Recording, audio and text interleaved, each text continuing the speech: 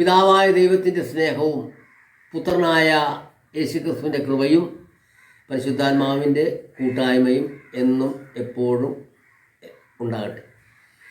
പ്രിയപ്പെട്ട സഹോദരന്മാരെ, നാം ഇന്ന് ചിന്തിക്കുവാൻ പോകുന്നത് ഒരു പ്രത്യേകമായ വിഷയമാണ്. എല്ലാവരും വളരെ ശ്രദ്ധിച്ച് ഈ വിഷയം ഒന്ന് കേൾക്കണമെന്ന് ഞാൻ ആഗ്രഹിക്കുന്നു. എഫെസ്യർക്ക് എഴുതിയ ലേഖനം 5-ാം അധ്യായം അതിൻ്റെ 18-ാമത്തെ വാക്യമാണ് ഞാൻ വായിക്കുന്നത്. വീഞ്ഞു കുടിച്ച് മത്തരാകരുത്, അതിനാൽ ദുർനടപ്പുണ്ടാകുമല്ലോ. വീഞ്ഞു കുടിച്ച് മത്തരാകരുത്, അതിനാൽ ദുർനടപ്പുണ്ടാകുമല്ലോ. ആത്മാവ് നിറഞ്ഞവരായി സങ്കീർത്തനങ്ങളാലും സ്തുതികളാലും ആത്മീക ഗീതങ്ങളാലും തമ്മിൽ സംസാരിച്ചും നിങ്ങളുടെ ഹൃദയത്തിൽ കർത്താവിന് പാടിയും കീർത്തനം ചെയ്തും നമ്മുടെ കർത്താവായ യേശുക്രിസ്തുവിൻ്റെ നാമത്തിൽ ദൈവവും പിതാവുമായ എല്ലായ്പ്പോഴും എല്ലാറ്റിനും വേണ്ടി സ്തോത്രം ചെയ്യും. ക്രിസ്തുവിൻ്റെ ഭയത്തിൽ അന്യോന്യവും കീഴ്പ്പെട്ടു.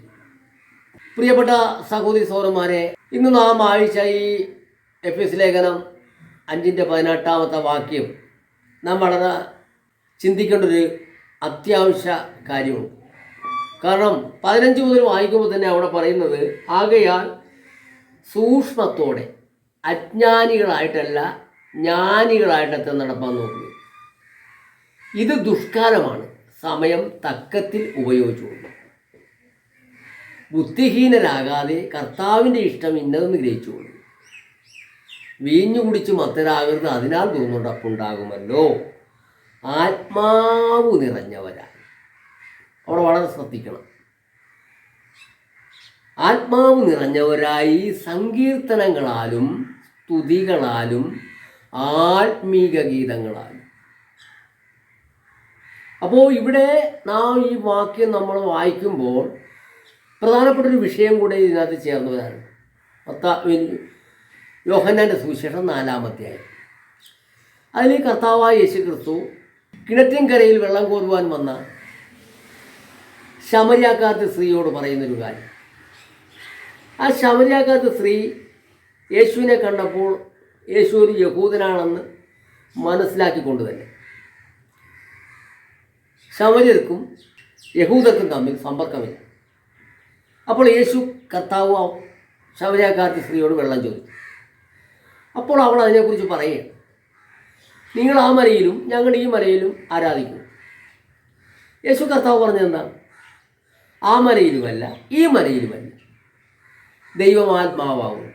ആത്മാവാകുന്ന സത്യദൈവത്തെ സത്യനമസ്കാരികൾ ആത്മാവിനും സത്യത്തിലും ആരാധിക്കുന്ന നാഴിക വരുന്നു, വന്നുമിരിക്കും. തന്നെ ആരാധിക്കുന്നവർ ഇങ്ങനെയുള്ളവരായിരിക്കണം എന്ന് ധാനിച്ചിരിക്കും. എന്ന് പറഞ്ഞാൽ ആത്മാവ് നിറഞ്ഞ് ആരാധിക്കണം. പരിശുദ്ധാത്മാവിലല്ലാതെ ദൈവത്തെ ആരാധിക്കുവാൻ സാധിക്കത്തില്ല. അതുകൊണ്ടാണ് കർത്താവ് അങ്ങനെ പറഞ്ഞത്.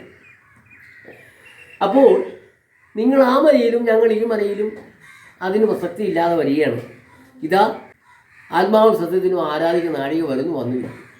ഇതിനെക്കുറിച്ച് റോമാലേഖനം 12-ാം അധ്യായത്തിൽ പൗലോസ് അപ്പോസ്തലൻ ഒരു വിഷയം കൂടി എഴുതിയിട്ടുണ്ട്. അതുകൂടെ ഒന്ന് നോക്കാം. സഹോദരന്മാരെ, ഞാൻ ദൈവത്തിൻ്റെ മനസ്സരി ഓർപ്പിച്ച് നിങ്ങളെ പ്രബോധിപ്പിക്കുന്നത്, നിങ്ങൾ ബുദ്ധിയുള്ള ആരാധനയായി നിങ്ങളുടെ ശരീരങ്ങളെ ജീവനും വിശുദ്ധിയും ദൈവത്തിന് പ്രസാദമുള്ള യാഗവുമായി സമർപ്പിപ്പിൻ. ഈ ലോകത്തിന് അനുരൂപമാകാതെ നന്മയും പ്രസാദവും പൂർണ്ണതയുമുള്ള ദൈവഗീതം ഇന്നതെന്ന് തിരിച്ചറിയേണ്ടതിന് മനസ്സ് ഒതുക്കി രൂപാന്തരപ്പെടും. അപ്പോൾ അവിടെ വ്യക്തമായിട്ട് പറയുന്നു, ഈ ലോകത്തിന് അനുരൂപമാകാതെ നന്മയും പ്രസാദവും പൂർണ്ണതയുമുള്ള ദൈവഗീതം ഇന്നതെന്ന് തിരിച്ചറിയേണ്ടത് മനസ്സ് ഒതുക്കി രൂപാന്തരപ്പെടും. ആരാധനയെക്കുറിച്ചാണ് അവിടെ പറയുന്നത്. നിങ്ങൾ ബുദ്ധിയുള്ള ആരാധനയായി നിങ്ങളുടെ ശരീരങ്ങളെ ജീവനും വിശുദ്ധിയും ദൈവത്തിന് പ്രസാദമുള്ള യാഗമായി സമർപ്പിക്കും. അപ്പോൾ ഈ കാര്യങ്ങളെല്ലാം നമ്മൾ ചേർത്ത് വായിക്കുമ്പോൾ പ്രിയപ്പെട്ടവരെ, ഇന്ന് ആരാധന നടക്കുന്നുണ്ടോ? ഇന്ന് നമ്മുടെ കൂട്ടായ്മകൾ നടക്കുന്ന ആരാധനകൾ ഈ പുസ്തകത്തിലെ പാട്ടുപാടി കൈകൊട്ടുന്നത് ആരാധനയാണോ? ഇവിടെ ഈ വാക്യങ്ങളെല്ലാം നമ്മൾ ചേർത്ത് വായിക്കുമ്പോൾ ഇന്നത്തെ നമ്മുടെ ആരാധന എന്ന് നമ്മൾ വിശേഷിപ്പിക്കുന്ന ആരാധനയും ഈ ബൈബിളിൽ പുസ്തകത്തിൽ എഴുതിയിരിക്കുന്നതായ ആരാധനയുമായിട്ട് രാപകൽ വ്യത്യാസമില്ലേ? അപ്പോൾ ഇന്ന് നടക്കുന്ന ഒരു വ്യാജ ആരാധനയല്ലേ നടക്കുന്നത്? വ്യാജമായ ഒരു ആരാധനയല്ലേ നടക്കുന്നത്? നമ്മൾ ഈ വാക്യങ്ങളൊക്കെ വായിക്കുമ്പോൾ വ്യക്തമായിട്ട് നമുക്ക് മനസ്സിലാകുന്നില്ലേ? ഇത് ഒരു വ്യാജമായ ആരാധനയാണ് ഇന്ന് നടക്കുന്നത്. അപ്പോൾ ഈ വ്യാജാരാധന കൊണ്ട് നമുക്ക് എന്തെങ്കിലും പ്രയോജനം ഉണ്ടാകുന്നുണ്ടോ? ഈ വ്യാജാരാധനയിൽ ദൈവം പ്രസാദിക്കുന്നുണ്ടോ? ദൈവം, പിതാവായ ദൈവം അവിടെ കാത്തിരിക്കുന്നത് എന്തിനാണ്? ആഴ്ചവട്ടത്തിന് 1-ാം ദിവസം രാവിലെ ആരാധനക്കായി കടന്നു വരുമ്പോൾ അവിടെ ആരാധിക്കുന്നത് ആത്മാവിലാണ് ആരാധിക്കുന്നത്. അവിടെ വ്യക്തമായിട്ട് പറയുന്നുണ്ട്. എഫേസ്യ ലേഖനം 5:18 നമ്മൾ വായിച്ചത്, അവിടെ ആത്മാവ് നിറഞ്ഞവരായി സങ്കീർത്തനങ്ങളാലും സ്തുതികളാലും, പരിശുദ്ധാത്മാവ് നിറഞ്ഞ് നമ്മുടെ ഹൃദയത്തിൽ നിന്ന് സങ്കീർത്തനങ്ങൾ കിട്ടണം. ആർക്ക്? പിതാവിന്. അപ്പോൾ അതിന് പകരമായിട്ട് നമ്മൾ ദാവീദിൻ്റെയോ ആസാഫിൻ്റെയോ ഓരോ പുത്രന്മാരുടെ സങ്കീർത്തനം വായിച്ചുകൊണ്ട് എന്തെങ്കിലും പ്രയോജനം? അത് വ്യാജമല്ലേ? അപ്പോൾ ആ വ്യാജമായ സങ്കീർത്തനം ദൈവത്തിന് വേണോ? ദൈവം പ്രസാദിക്കുന്നുണ്ടോ? ഇല്ല. അത് വേണം. നമുക്ക് ഒന്നുകൂടെ അതിനെ ഉറപ്പിക്കുന്ന ഒരു വാക്യം കൂടെ ഉണ്ട്. 1 കൊരിന്ത്യർ 14:26. അവിടെ പറയുന്നത് എന്താണ്? ആകയാൽ എന്ത് സഹോദരന്മാരെ, നിങ്ങൾ കൂടി വരുമ്പോൾ ഓരോരുത്തരും സങ്കീർത്തനമുണ്ട്. ആത്മാവിനെ പ്രാപിച്ചവർക്ക് ഓരോരുത്തർക്കും സങ്കീർത്തനം ഉണ്ടെന്ന്. 1200 പേര് സഭകളിൽ കൂട്ടായ്മകളിൽ വന്നിട്ടുണ്ടെങ്കിൽ 1200 പേരും പരിശുദ്ധാത്മാവിനെ പ്രാപിച്ചവരുണ്ടെങ്കിൽ അവരുടെ എല്ലാവരുടെയും ഹൃദയത്തിൽ നിന്ന് സങ്കീർത്തനങ്ങൾ പിതാവിന് കിട്ടും. ആ പിതാവിന് ആ സങ്കീർത്തനം കിട്ടുവാനാണ് പിതാവ് കാത്തിരിക്കുന്നത്. അതിലാണ് പിതാവ് സന്തോഷിക്കുന്നത്.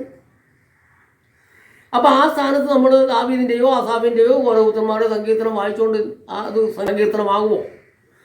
അപ്പോൾ നമ്മളത് മനസ്സിലാക്കണം. അത് വ്യാജത്തരമാണ്. അതുപോലെ തന്നെ ആത്മാവ് നിറഞ്ഞവരായി സങ്കീർത്തനങ്ങളാലും സ്തുതികളാലും ആത്മീക ഗീതങ്ങളാലും എന്നവിടെ എഴുതിയിരിക്കുന്നു. അപ്പോൾ ആത്മീക ഗീതങ്ങൾ ആത്മാവിനെ പ്രാപിച്ച് ആത്മാവിലാണ് പാടേണ്ടത്. അത് ആത്മീയ ഗീതങ്ങൾ. അത് ദൈവത്തിന് മാത്രം മനസ്സിലാകുന്ന ഭാഷ, സ്വർഗീയ ഭാഷയിലാണ് പാടേണ്ടത്.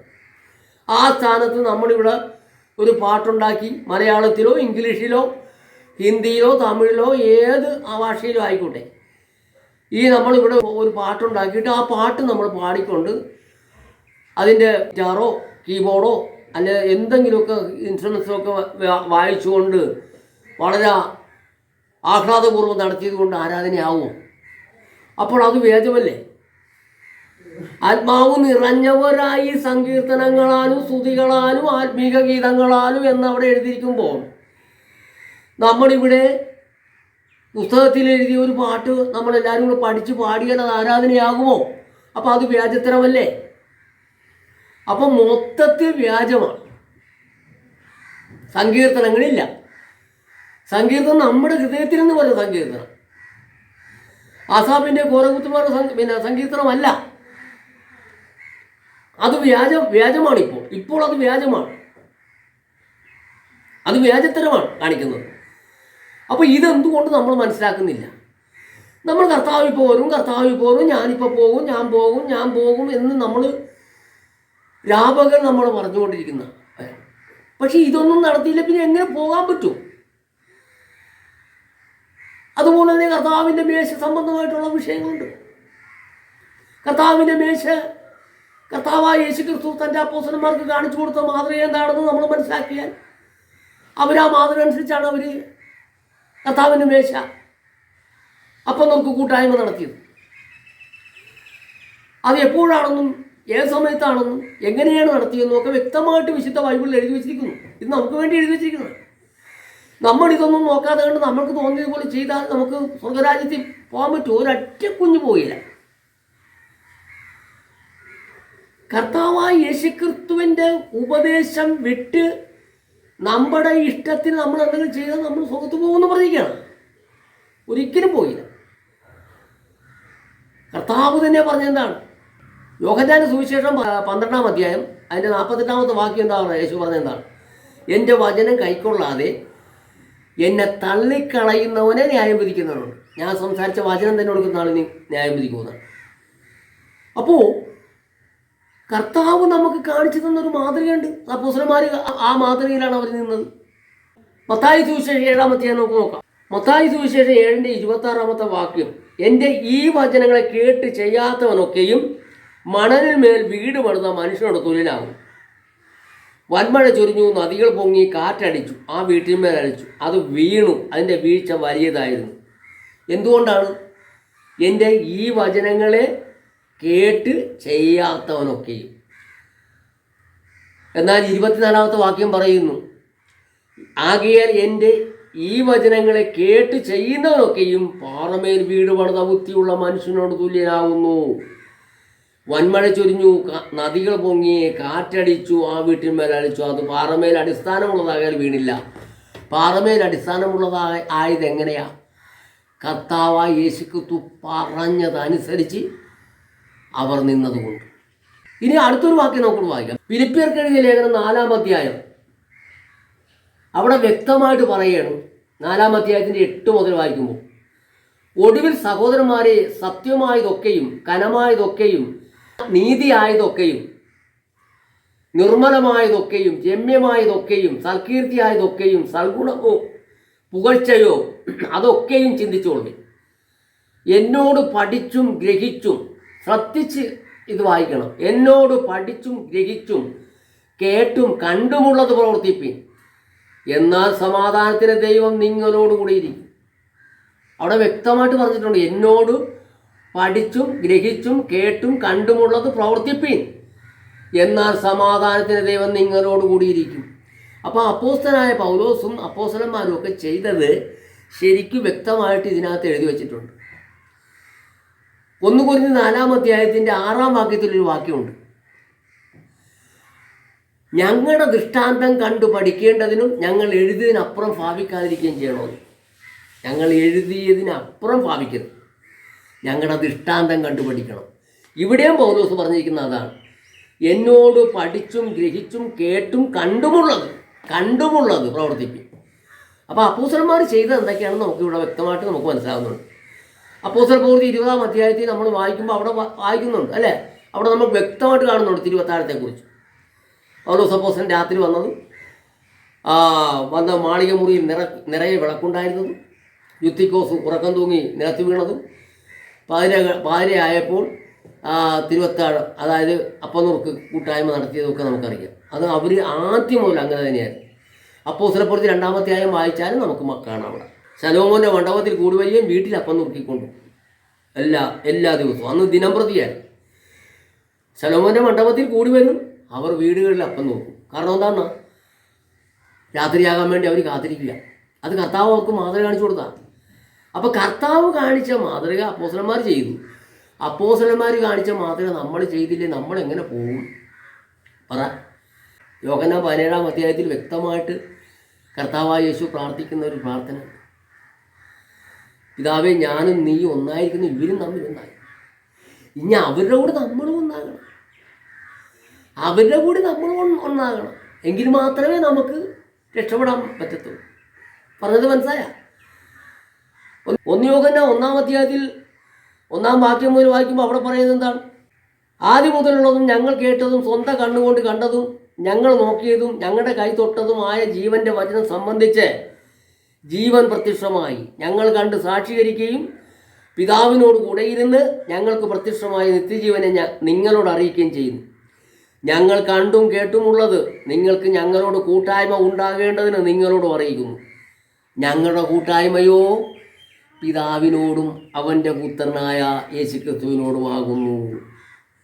നമ്മുടെ സന്തോഷം പൂർണ്ണമാകുവാൻ ഞങ്ങളിത് നിങ്ങൾക്ക് എഴുതുന്നു. അവരുടെ കൂട്ടായ്മ പിതാവിനോടും പുത്രനോടുമായിരുന്നു അപ്പോസ്തലന്മാരുടെ കൂട്ടായ്മ. അതേപോലെ നമ്മുടെ കൂട്ടായ്മ അപ്പോസ്തലന്മാരുടെ കൂടെയെങ്കിൽ മാത്രമേ യേശുവായിട്ടും പിതാവുമായിട്ടും നമുക്ക് കൂട്ടായ്മ ഉള്ളൂ. അതുകൊണ്ട് നമ്മുടെ സന്തോഷം പൂർണ്ണമാകുവാനാണ് അപ്പോസ്തലന്മാരിൽ നമുക്കിത് എഴുതി വച്ചിരിക്കുന്നത്.